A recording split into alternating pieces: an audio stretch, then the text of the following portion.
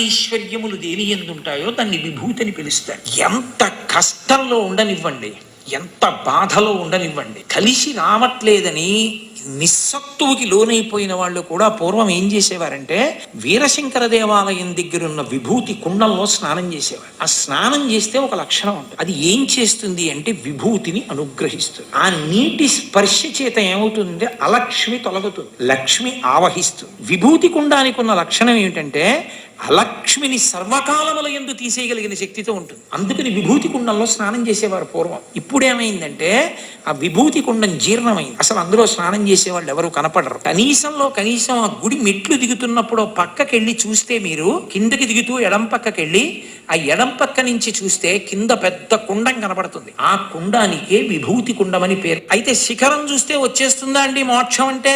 వస్తుంది. ఒకప్పుడు పార్వతీదేవి ఈ ప్రశ్న పరమశివుణ్ణి అడిగింది. అంటే పార్వతీదేవికి తెలియదా అండి అని అనుకోకండి, మనకి చెప్పడానికి ఆది దంపతులు అలా ఆడుతూ ఉంటారు నాటకం. అయ్యా ఇంతమంది వచ్చి చూస్తున్నారు కదా, శిఖరం కనపడిన వాళ్ళందరికీ మోక్షం వస్తుందా అని అడిగింది పార్వతీదేవి. ఆయన అన్నాడు వస్తుంది. ఎవరికి వస్తుందని అడిగింది. ఎవరికి వస్తుందో చూపిస్తాను రా అన్నాడు. విభూతి కుండం ఉంది కదా కింద, అందులో పరమశివుడు వృద్ధ బ్రాహ్మణ రూపంలో దిగబడిపోయాడు. చెయ్యొక్కటి బయట పెట్టాడు, పెద్ద అరుపులు అరుస్తున్నాడు. అయ్యో నన్ను ఎవరైనా పైకి లాగండి, పైకి లాగండి, పైకి లాగండి అని. పార్వతీదేవి వృద్ధ బ్రాహ్మణి రూపంలో ఏడుస్తోంది. అయ్యో నా భర్త ఊబిలో దిగిపోతున్నాడు, ఎవరైనా వచ్చి తీయండి అని. పరుగున వచ్చారు కొంతమంది, మేము లాగుతామని. అయ్యో నా భర్తని లాగేటప్పుడు కించిత్ పాపం లేకపోతేనే లాగాలని. అయ్యో మేము చేసినవి చాలా ఉన్నాయమ్మా అని వెళ్ళిపోయారు. ఒక వేశ్య, ఆమె జీవితం అంతా పడుపు వృత్తితో గడిపింది. ఆవిడ వచ్చి అమ్మా నేను లాగుతాను, నువ్వే పాపం చేయలేదా అంది. చేయకేమ్మా నేను వేశ్యా వృత్తిలో ఉన్నాను, ఎన్ని పాపాలు చేశానో, శ్రీశైల శిఖరం చూశాను కాబట్టి నాకు మోక్షానికి అర్హురాలను. అంటే నాకు పాపం లేదు పుణ్యం లేదమ్మా.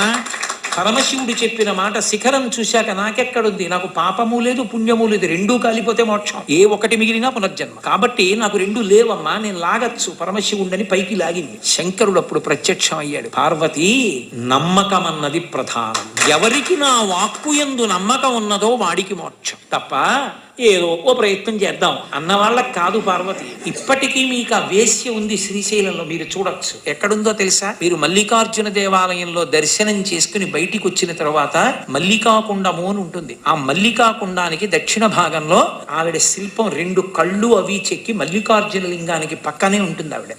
అదే వేశ్య. ఆవిడే ఏ తల్లి అంత నమ్మకంతో శివుడిని చేపట్టి లాగిందో ఆమె అక్కడే ఉంది ఇప్పటికీ. ఆవిడ దర్శనం చేయమని చెప్తారు. శ్రీశైలంలో ఒక అద్భుతం, ఒక వేశ్య అంతటి ధృతితో అంత నమ్మకంతో పరమశివుడి పక్కకే వచ్చి చేరి దేవాలయంలో ఆమె ఇప్పటికీ భక్తుల చేత దర్శనం పొందుతోంది.